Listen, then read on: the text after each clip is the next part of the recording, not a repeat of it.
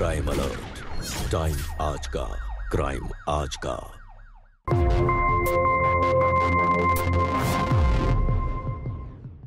नमस्कार, मैं Sudha Chandran crime alert के आज के इस एपिसोड में आप सबका स्वागत करती हूँ। शादी बहुत खुशी का चीज होता है, फिर चाहे वो पकड़वाई क्यों ना हो, प्यार से सब ठीक हो जाता है। दी घर गृहस्थी बचाने के लिए हमने वो सब कुछ किया जिसकी वजह से हमको सिर्फ हमारे शरीर पर नहीं बल्कि हमें हमारी आत्मा से तक नफरत होने लग गई। ऐसे तो बहुत सारी चीजों का मलाल है, लेकिन सबसे ज्यादा इस बात का है कि डॉक्टर साहब कभी हमारे प्यार को ही नहीं समझ पाए।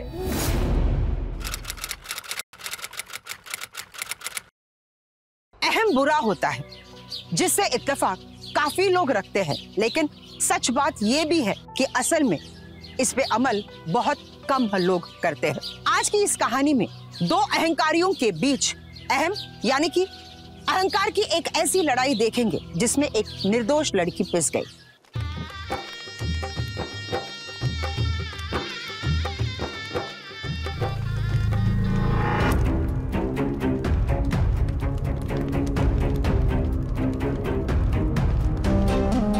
वर वधू फेरों के लिए खड़े हो जाइए। अरे क्या खाते हो ससुरा तुम लोग?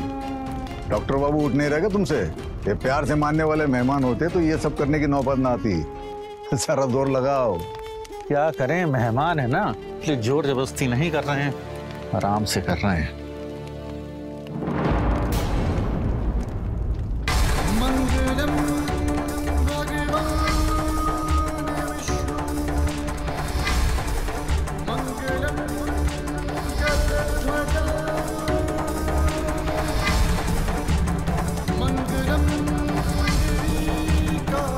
वर अब वधू को मंगलसूत्र पहनाए।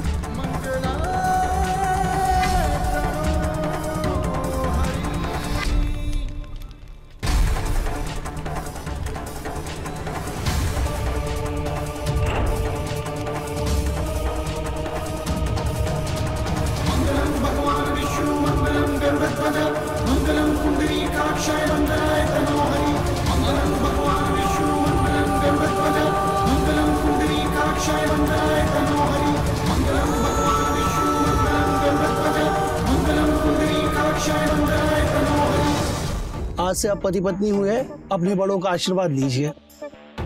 सदा सुखी रहो। का मेहमान बाबू, पैरों पर भी जबरिया गिराना पड़ेगा का? ईश्वर तुम्हें सद्बुद्धि दे।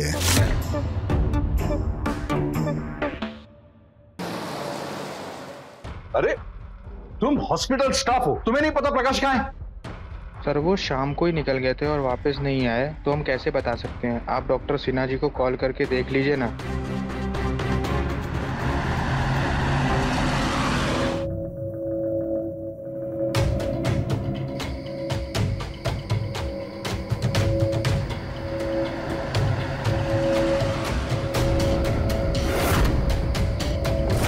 प्रकाश,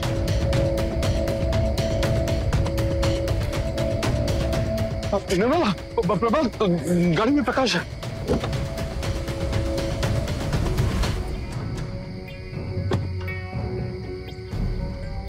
अरे भाई खड़े खड़े मुंह क्या देख रहे हो हमारा?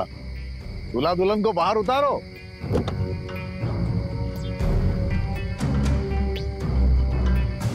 ये है दूल्हे राजा। अरे भाई हमारी बिटिया को भी बाहर निकालो। आओ बेटा आओ।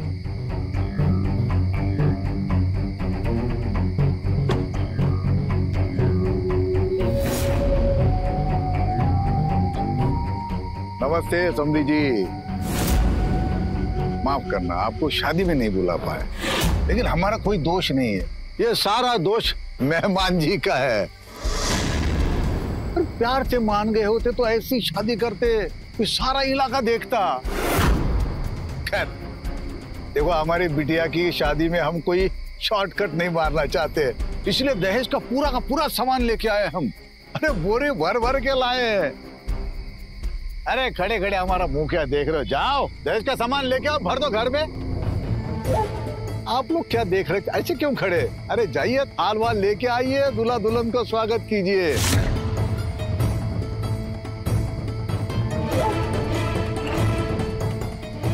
हम जानते हैं कि आपको कोनो तैयारी नहीं है। हम तो पूरी तैयारी के साथ आए हैं। लाते हैं। अरे भाई लाओ, वो थाल लेके आओ आरती का।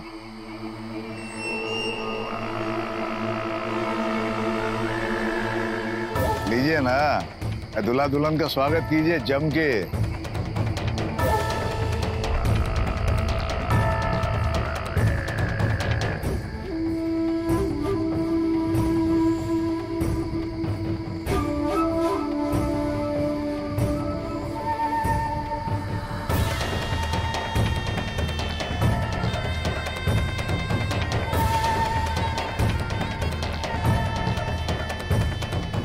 अरे जाओ बेटा जाओ, खुश रहो।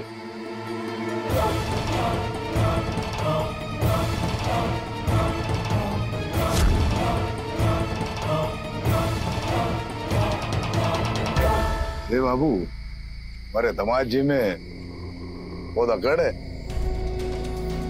आपके बेटा जी को बता देना, ये अकड़ उतार के फेंक दे। अब जो भी हुआ है उसे मान लो, अच्छा होगा, है ना?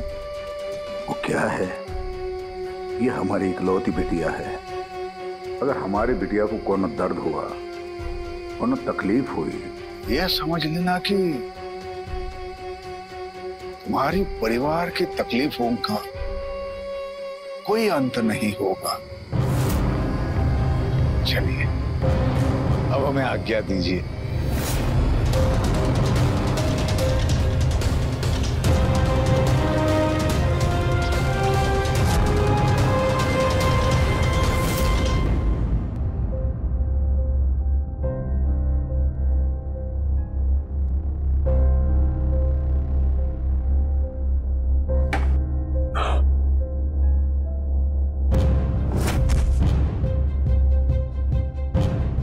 निकल यहां से, चल चल। सुना नहीं तूने क्या बोला तेरे को मैंने? धक्के मार के यहां से बाहर निकालूंगा। चल निकल यहां से।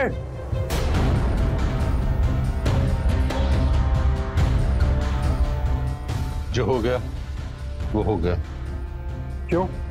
इसका बाप आपको डरा के गया है ना। किसी को भी इसके बाप से डरने की जरूरत नहीं है। इसके बाप की अकड़ तो मैं निकालूंगा। क्या लगता है तुम्हें कि ये सब करके तुम क्या मेरी पत्नी होने का दर्जा पालोगी? ऐसा बिल्कुल नहीं होगा। बहुत जल्द मैं तुम्हें तुम्हारे बाप के घर पर छोड़ूंगा, समझ गई? और जिस पकड़वा शादी की वजह से तुम यहां पर आई हो ना, नहीं मानता मैं इस पकड़वा शादी को।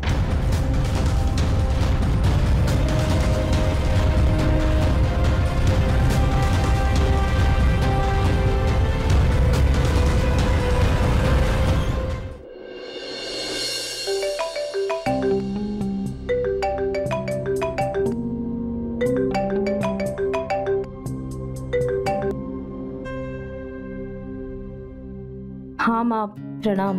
प्रणाम बिटिया। क्या हुआ, अभी तक सो रही हो क्या? बिटिया, वो तेरा ससुराल है, वहाँ पर देर से उठने से काम नहीं चलेगा। क्या माँ, हमें तो कुछ समझ ही नहीं आ रहा कि हम ऐसा क्या करें जिससे यहाँ सब कुछ ठीक हो जाए। सब बहुत नाराज है हमसे, और सबसे ज्यादा तो डॉक्टर साहब। देखो बिटिया, हर पकड़वा विवाह में शुरू में ऐसा ही होता है, धीरे धीरे सब ठीक हो जाता है। देख, इसके बाद तो सब कुछ तोरे ही हाथ में है। वैसे भी अब डॉक्टर बाबू से जबरदस्ती तुम्ही को तो करना था पकड़वा विवाह। अब संभालो। अरे माँ, हम तो ऐसे ही मजाक में बोले, पर बाकी सब तो ये पापा की जिद की वजह से ही हुआ है ना। बेटा, किसकी वजह से हुआ, क्यों हुआ, ये सब सोचकर तू खुद को हताश मत कर, समझी? देख बेटा, धीरे धीरे तू सारी चीजें अपनी तरफ कर सकती है। अपने अच्छे आचरण से, अच्छे व्यवहार से सबका मन जीत लेना, फिर धीरे धीरे सब तेरी बात सुनेंगे, समझी? अच्छा सुन, अब मुस्कुरा, अच्छे से उठ और सबको जाके चाय पानी दे। हाँ, जाके घुल मिल सबके साथ बिटिया, जा। जी माँ, प्रणाम, रखते हैं। प्रणाम, जीती रह।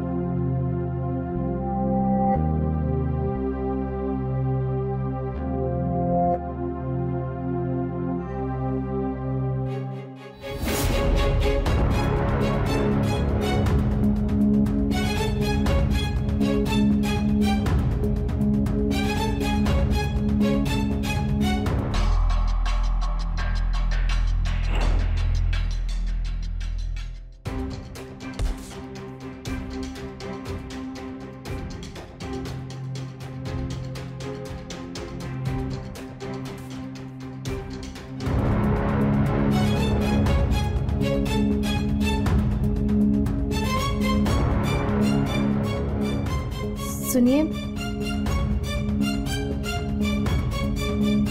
सुनिए ना।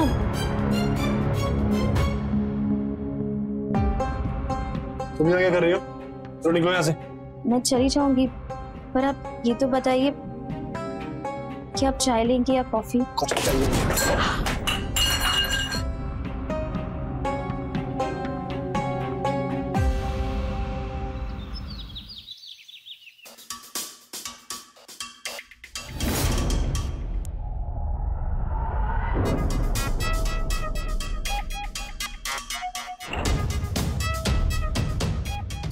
सर मुझे एक रिपोर्ट दर्ज करवानी है। बैठी। कहाँ की रिपोर्ट? सर मेरा नाम प्रकाश सिंह है और मैं पकड़वा विवाह का विक्टिम हूँ। किसने कराई तुम्हारी शादी? वीर बहादुर सिंह ने। उसने अपनी बेटी की शादी मुझसे जबरदस्ती करवाई है, मेरा अपहरण करवा के। प्लीज सर आप हमारी मदद कीजिए और उस लड़की और वीर बहादुर सिंह से हमारे परिवार को मुक्त करवाइए सर। वीर बहादुर सिंह जैसे शरीफ आदमी पे कहाँ इल्जाम लगा रहे हो? दहेज कम मिला है क्या? आप क्या बात कर रहे हैं सर? आपको हम दहेज लेने वाले लग रहे हैं? और किस एंगल से आपको वीर बहादुर शरीफ आदमी लग रहा है? सर एक नंबर का गुंडा है वो। आप उसकी तारीफ करने के बजाय कुछ एक्शन लीजिए सर। एक्शन ही ले रहे हैं, तुमको आगाह करके। पानी में रह के मगरमच्छ से बैर नहीं करते, ये तो बहुत बड़ा वाला मगरमच्छ है, निगल जाएगा तुमको, तुम्हारे परिवार दोनों को। अच्छे से समझ गए सर हम। आप किस तरह पुलिस स्टेशन में बैठ के कानून का मौखाल बना रहे हो। और आपको क्या लगता है सर आपकी इन बातों से हम डर जाएंगे?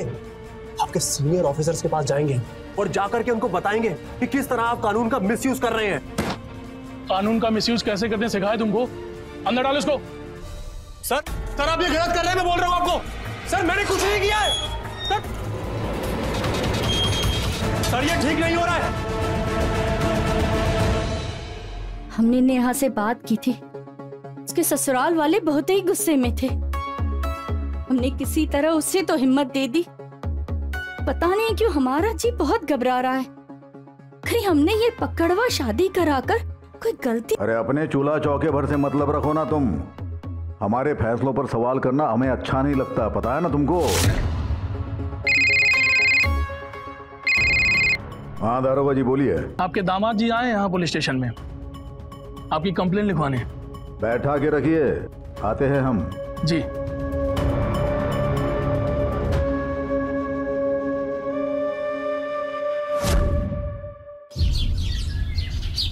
अरे दरोगा जी ये क्या हालत बना रखी है हमारे मेहमान की। इनको हवालात में क्यों बंद कर रखा है? बाहर निकालिए उन्हें। अरे संकोचिए नहीं, आइए आइए। हाँ आपका ऊपर का माला खाली है क्या? घर की बात को पुलिस थाने लेके आए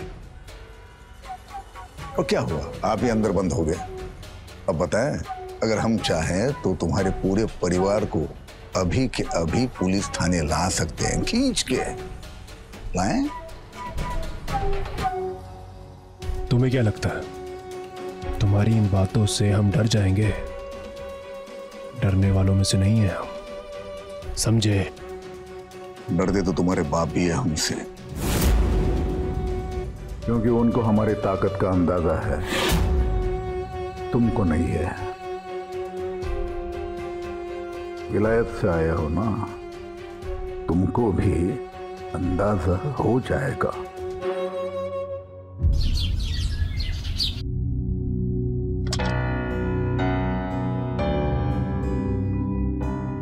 माँ जी मैंने ना भुजिया बनाई है, खोया डाल के लीजिए ना। मुझे मीठा पसंद नहीं है। मुझे शुगर है।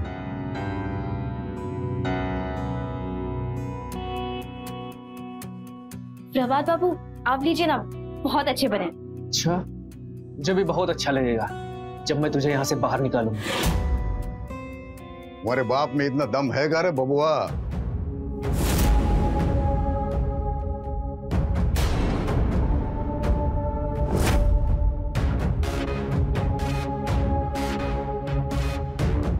छोटे जरा तमीज से बात करना हमारी बिटिया के साथ।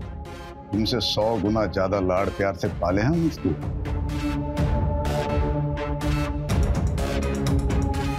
जीते रहो बेटा। लोग तुमको परेशान तो नहीं कर रहे ना?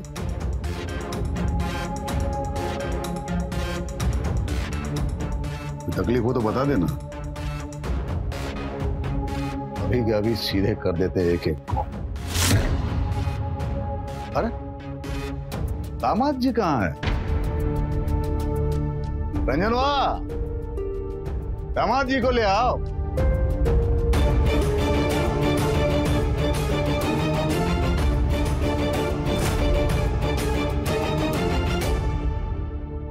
अब देखो कैसा लग रहा है, पूरा का पूरा फैमिली है ना। अब लोग सोच रहे हैं दामाद जी चुप क्यों हैं? अभी इनको छुड़ा के लाए थाने से।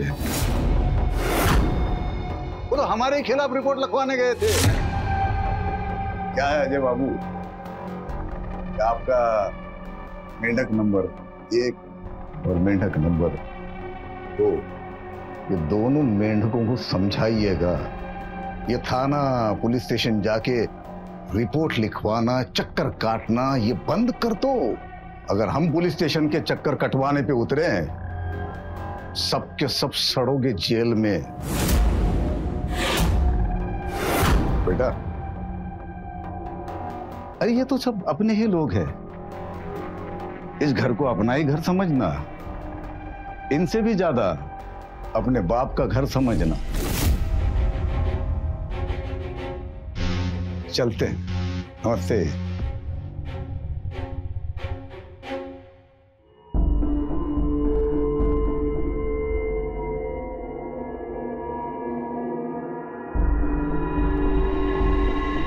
हमारा बाप अपने आप को बहुत बड़ा दबंग समझता है ना। उसको लगता है कि ये सब करके मेरे परिवार को डरा धमका के तुम्हें मेरे गले में बांध देगा। तो ये उसकी और तुम्हारी गलतफहमी है, समझ गई तुम? कभी हासिल नहीं कर पाओगी तुम मुझे।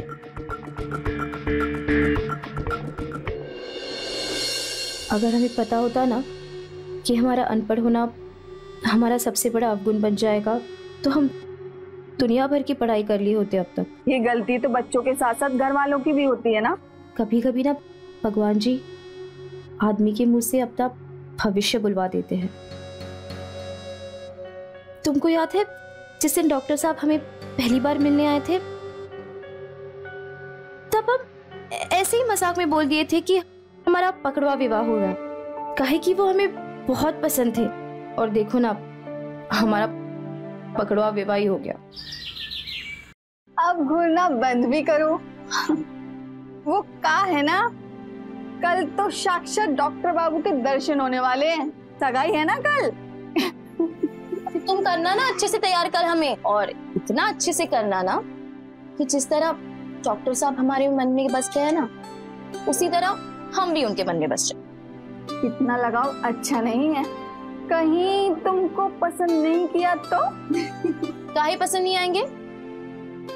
क्या कमी हमें? ना पसंद करने के भी बहुत कारण होते हैं, है ना?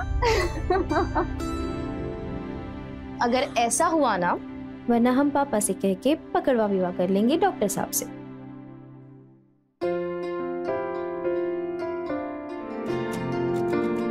अरे नहीं बेटा, मेरे पास बैठ।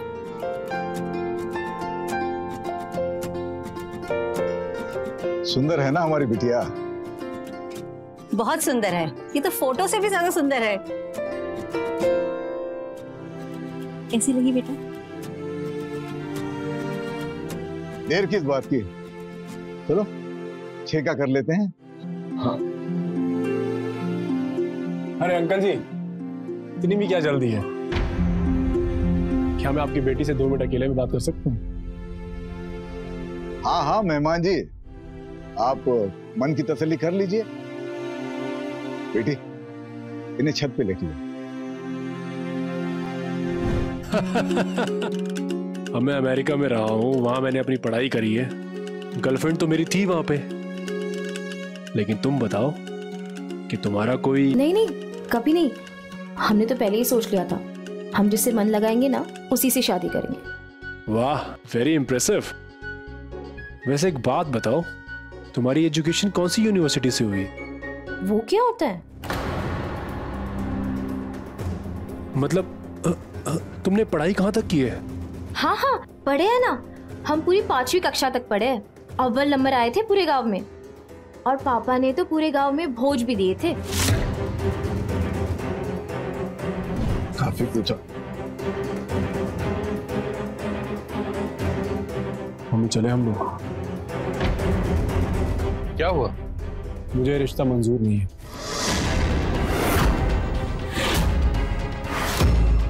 आखिर बात क्या होगी? पापा आपको पता था ना कि ये लड़की अनपढ़ है, तो आप लोगों ने रिश्ते के लिए हाँ कैसे बोल दिया? अगर मैं इससे शादी कर लूं और इसको अपने दोस्तों के सामने लेकर के जाऊं और उनसे इंट्रोड्यूस करवाऊं, तो जब ये अपना मुंह खोलेगी तो मेरी इज्जत का कचरा हो जाएगा। चलिए आप लोग। अरे दामाद जी, अरे काहे बात का बतंगड़ बना रहे हो? अरे लड़की का पढ़ा लिखा नहीं होना ये कब से समस्या हो गई? ज्यादा पढ़े लिखे पति पत्नी में प्यार कम, झगड़े ज्यादा होते हैं। आप ये सब पाठ मुझे मत पढ़ाइए, और वैसे भी आपको क्या फर्क पड़ता है? आपके लिए तो काला अक्षर भैंस बराबर। मुझे ये शादी नहीं करनी।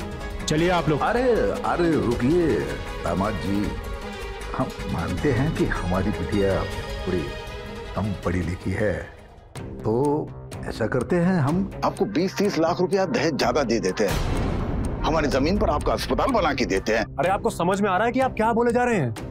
हमें नहीं चाहिए आपका पैसा। आपकी इस अनपढ़ बिटिया से हम शादी नहीं करेंगे, कह देते हैं आपसे। चलिए आप लोग।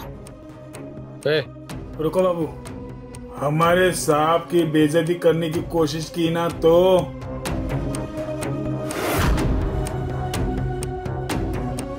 क्या करोगे? मारोगे हमें? मारो। जिगर चाहिए मारने के लिए, समझ गए?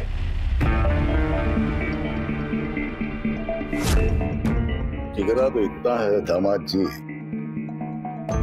कि आपके साथ आपका पूरा परिवार यहीं निपट जाएगा, किसी को कानो कान खबर नहीं होगी। आपको मेहमान कहे हैं तो पूरा करके दिखाएंगे। आपको जो करना है ना वो कर लेना। चलिए।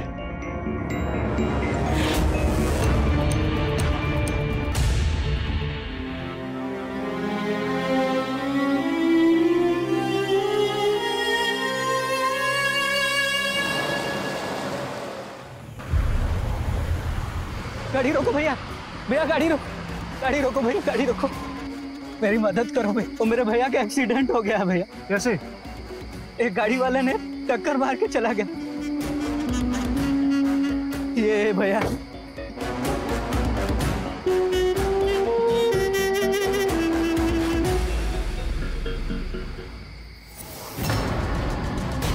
अरे छोड़ो मुझे, छोड़ो मुझे।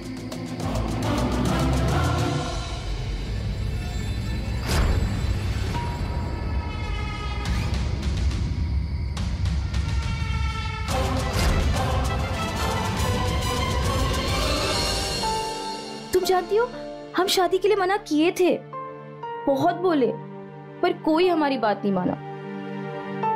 माँ ने तो कहा कि प्यार से सब कुछ ठीक हो जाएगा, पर डॉक्टर साहब हमारी तरफ देखते भी नहीं, तो प्यार कहाँ से करे? देखो चाची जो भी बोली वो गलत तो नहीं बोली, उनको दर्शाओ कि शादी करने का तरीका गलत था, लेकिन ये रिश्ता और प्यार गलत नहीं है। अगर तुझे ये लड़की पसंद नहीं, इसके साथ नहीं रहना चाहता, तो वापस अमेरिका चला जा, हमेशा हमेशा के लिए। लेकिन उस वीर बहादुर को क्या बोलेंगे हम? अरे बोल देंगे ना कि भैया किसी को भी बिना बताए भाग गए, क्योंकि वो शादी से खुश नहीं थे, बस। और एक बार तू वापस चला गया तो वीर बहादुर कब तक अपनी बेटी को यहाँ रखेगा? चुपचाप खुद ही वापस ले जाएगा, धीरे धीरे ये कहानी खत्म हो जाएगी।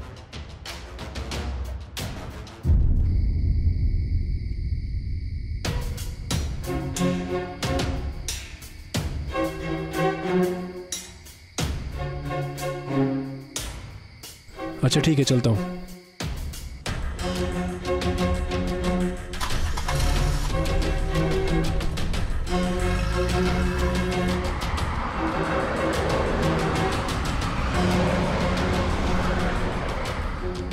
मम्मी जी, ये इस वक्त कहाँ चले गए? आप लोग कुछ बोल काहे नहीं रहे? तुम लोगों की पहुंच से बहुत दूर, समझी?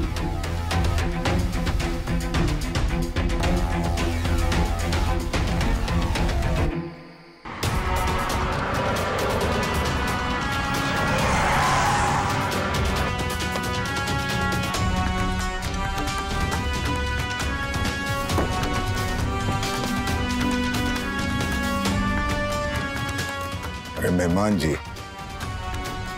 इतनी मुश्किल से दामाद बनाए आपको, इतनी आसानी से थोड़ी जाने देंगे। चलिए घर चलिए। प्रकाश किसी पंछी की तरह फड़फड़ा रहा था क्योंकि वो उस पिंजरे से आजाद होना चाहता था। हालांकि उसका अहंकार उसको बेचारे होने का एहसास बिल्कुल नहीं करा रहा था और शायद इसी वजह से नेहा के प्रति उसने कड़क रुख अपनाया। पूरी कोशिश कर रहा था वो नेहा को अपनी जिंदगी से फेंकने, इस बात की परवाह किए बगैर कि नेहा उसे बहुत प्यार करती थी। नेहा उसे खुश करने और घुलने मिलने की लगातार कोशिश कर रही थी, लेकिन प्रकाश की कठोरता और उसके प्रति नफरत कम होने का नाम ही नहीं ले रही थी। नेहा के मन में हताशा बढ़ती चली जा रही थी और वो ये नहीं समझ पा रही थी कि इस रिश्ते का अंजाम क्या होगा।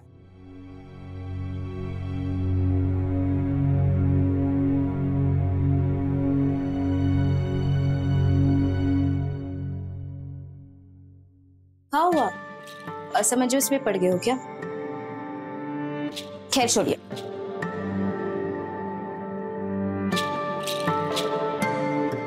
आपका फेवरेट कलर है ना? अरे वाह, तुम्हें तो मालूम पड़ गया कि हमें क्या पसंद है। क्यों ना हो, आपकी बीवी जो है हम। तो तुम्हें ये भी मालूम होगा कि हमें क्या पसंद नहीं है। तुम्हारे ढकोसले करना हमें बिल्कुल पसंद है, समझ गई तुम?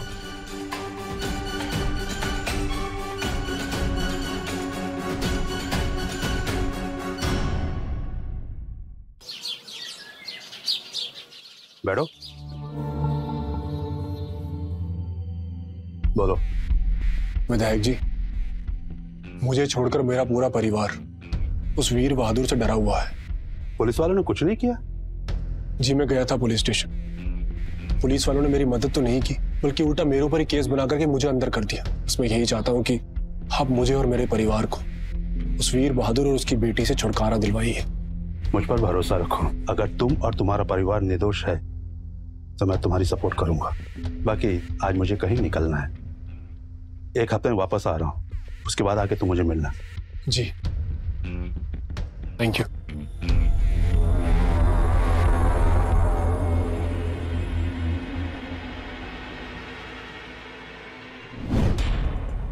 वीर बहादुर बाबू, आप समझ नहीं रहे। विधायक जी बाकी नेता लोग जैसे नहीं हैं। अगर आपका दामाद और उसके परिवार वाले सच में निर्दोष हैं तो विधायक जी उन्हीं का साथ देंगे। रोकिए अपने दामाद को और उसके परिवार वालों को भी, ताकि वो दोबारा विधायक जी से न मिलने ना पाए। नहीं तो आप समझ ही रहे हैं।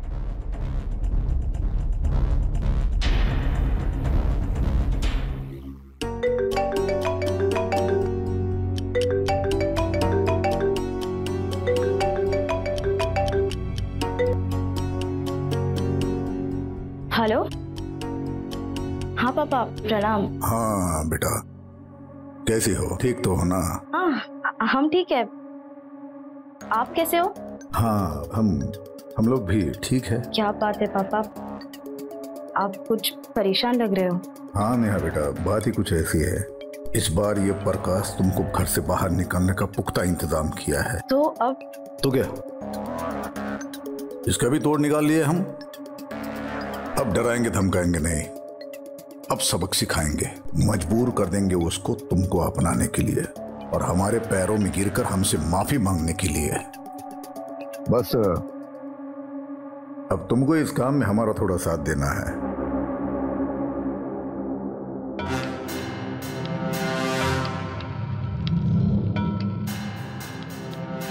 पर पापा इससे तो बात और भी बिगड़ सकती है ना। जितना बोला जाए उतना करो। जी प्रणाम।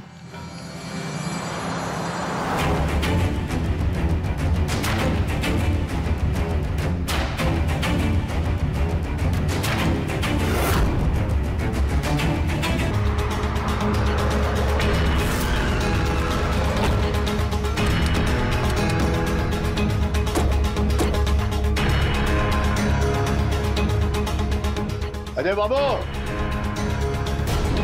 अजय बाबू, हाँ अजय बाबू।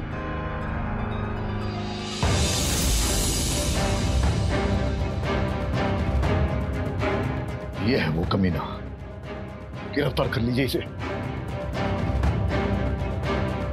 किया क्या है? जी बेटी के साथ जुल्म कर रहा है, पूछ रहा क्या किया। वीर बहादुर जी आप छोड़िए, मैं देख लूंगा प्लीज। सर हमने इनकी बेटी के साथ कुछ नहीं किया है। अभी मालूम होगा। नेहा, नेहा,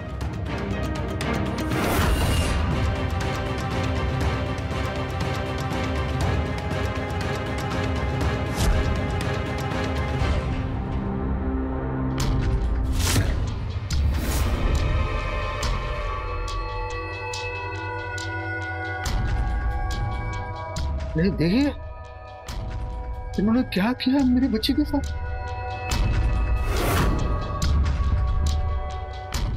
किसने किया ये सब? बोलो बेटा, बोलो। ससुर जी ने।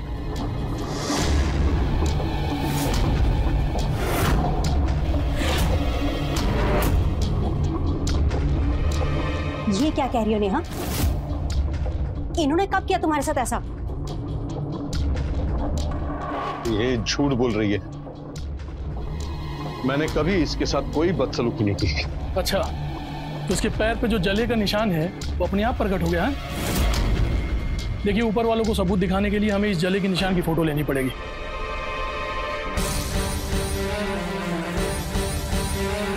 लेके चलो उसको।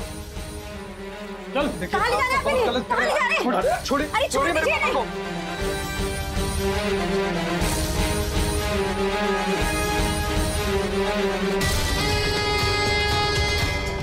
सब ठीक होगा।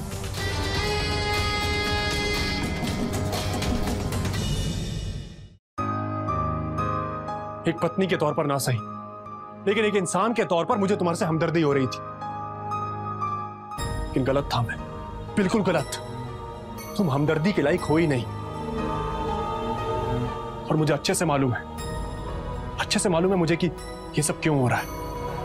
ये सब इसीलिए हो रहा है ना ताकि मैं अपने कदम पीछे खींच लूं और तुम्हें अपने पत्नी के रूप में स्वीकार कर लूं। लेकिन ऐसा बिल्कुल नहीं होगा, क्योंकि तुम्हारे बाप को यह बात अच्छे से मालूम पड़ गई है कि अब जो मेरी पहुंच है ना, वो तुम्हारे बाप के बाप जैसे आदमी तक हो गई है, जो कि बहुत जल्द तुम्हें इस घर से उठा करके उसी गंदगी में वापस फेंक देगा जहां से तुम आई थी। समझ रही हो ना मेरी बात? और एक बात अपने भेजे में डाल लो, तुम्हारे बाप के डर से मैं तुम्हें कभी स्वीकार नहीं करूंगा। समझ गई तुम? समझ जाओ।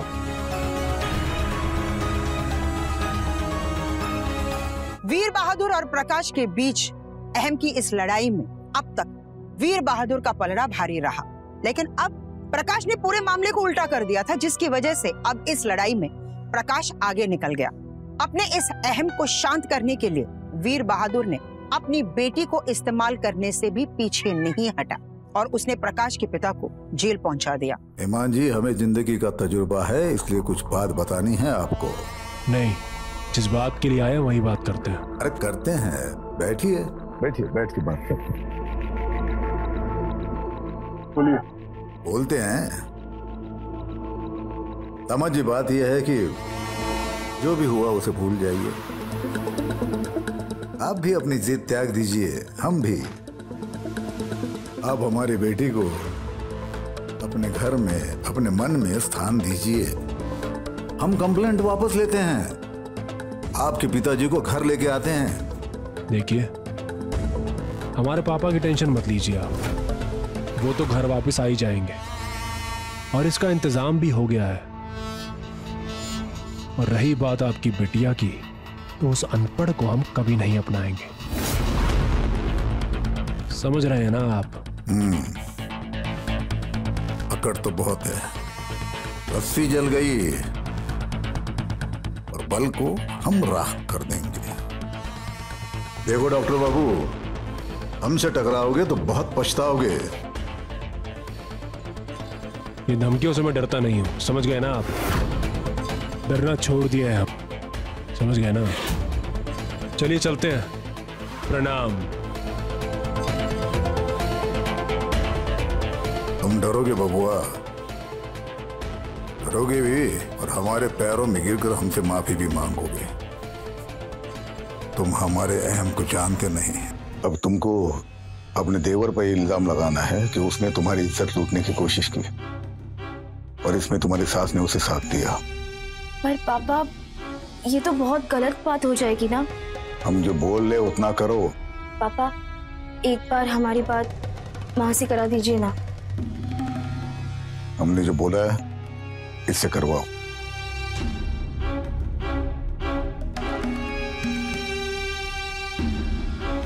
नेहा, माँ, पापा हमसे ये क्या घटिया काम करवा रहे हैं? हमको नहीं करना ये सब। बिटिया, हम सब समझ सकते हैं, लेकिन मेहमान जी नहीं समझ रहे हैं, इसलिए जो तेरे पापा कह रहे हैं वही बात मेहमान जी को मजबूर करेगी तुझे अपनाने के लिए। समझ जा बिटिया, वही कर, वैसा ही कर। हाँ,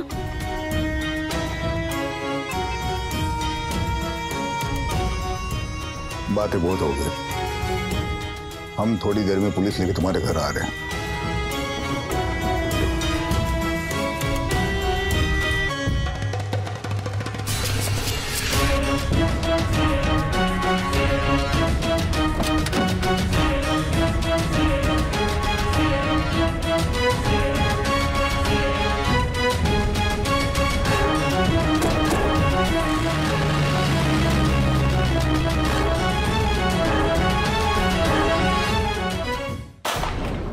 और कितना गिरोगी तुम?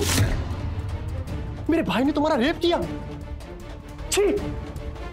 इतनी घटिया बात बोलने से पहले तुमने ये नहीं सोचा है? ये नहीं सोचा तुमने कि लोग थूकेंगे तुम्हारे मुंह पर? तुम्हारी इन्हीं बातों की वजह से मालूम पड़ता है कि कितनी घटिया परवरिश है तुम्हारी। समझ रही हो मेरी बात को? जी करता है कि तुम्हारा गला दबा दूं। क्या लगता है तुम्हें क्या लगता है कि तुम्हारी इन बातों की वजह से तुम मुझे पालोगी? मैं तुम्हें स्वीकार कर लूंगा? अरे तुम तो मेरे प्यार के क्या, तुम मेरी नफरत के भी लायक नहीं हो। तुम्हें ना डूब के मर जाना चाहिए।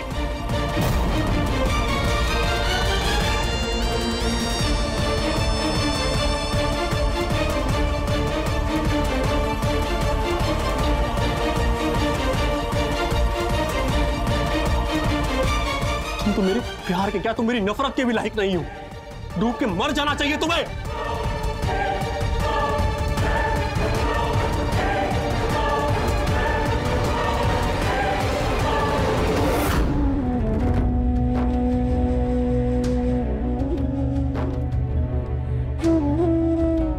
शादी बहुत खुशी का चीज होता है, फिर चाहे वो पकड़वाई क्यों ना हो।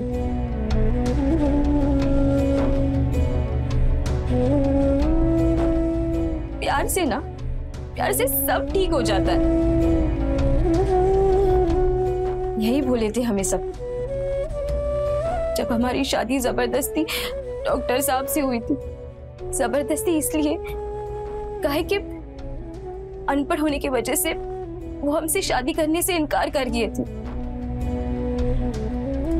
और उनसे हमारी शादी करना पापा की जिद बन गई थी। पर पापा अकेले जिद्दी नहीं थे। डॉक्टर साहब उनसे एक कदम आगे निकले। हमें घर से बाहर निकालने की जिद पे वो अड़ गए और उन दोनों की जिद और अहम की लड़ाई में हम पिस गए। अपनी घर गृहस्थी बचाने के लिए हमने वो सब कुछ किया जिसकी वजह से हमको सिर्फ हमारे शरीर पर नहीं बल्कि हमें हमारी आत्मा से तक नफरत होने लग गई।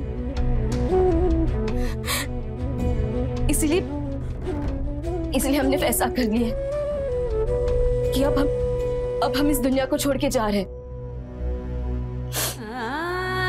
वैसे तो बहुत सारी चीजों का मलाल है, लेकिन सबसे ज्यादा इस बात का है कि डॉक्टर साहब कभी हमारे प्यार को ही नहीं समझ पाए। उन्होंने कभी ये कोशिश नहीं की कि शादी के बाद हमें पढ़ाकर वो अपने काबिल बना सकते थे ना। पढ़ाई जरूरी है, अगर उसकी कोई उम्र नहीं होती।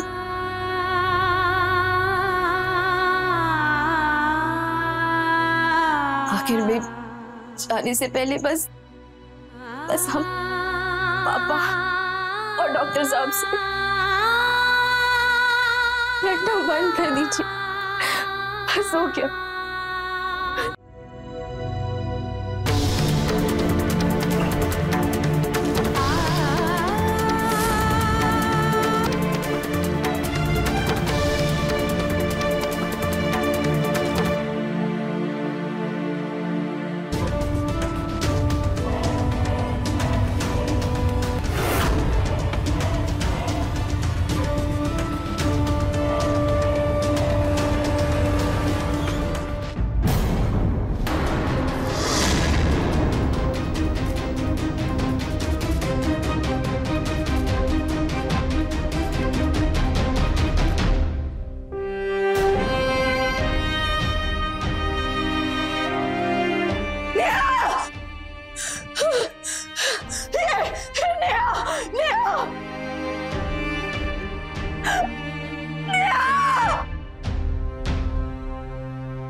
श्रीमद् भगवत गीता के एक श्लोक के अनुसार अहम यानी कि अहंकार या घमंड जिस किसी इंसान के अंदर निवास करता है वो इंसान असुर समान होता है, जिसमें बनाने की नहीं बल्कि बिगाड़ने की शक्ति ज्यादा होती है।